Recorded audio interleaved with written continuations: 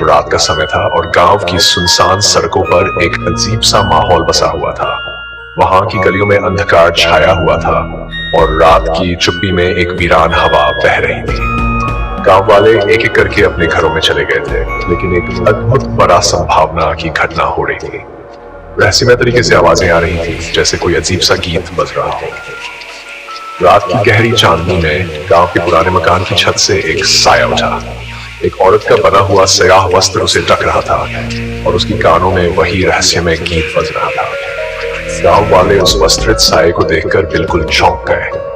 वे दूर से उससे बचने का प्रयास कर रहे थे, लेकिन साया उनके सामने हर बार आ जाता। गीत की आवाज बढ़ती जा रही थी और सभी की आंखें उस साये पर थीं। तभी एक राजू नामक युवक ने उससे सामना करने का निर्णय किया। राजू ने कदम बढ़ाया और साया से मुलाकात की।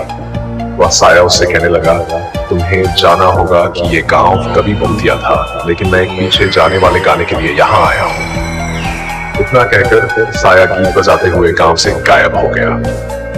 गांव वाले चौंके रह गए, लेकिन उनमें से कुछ लोग मुस्करा रहे थे, क्योंकि वे अब समझ गए थे कि भूतिया नहीं बल्कि आत्मा को शांति मिल रही थी।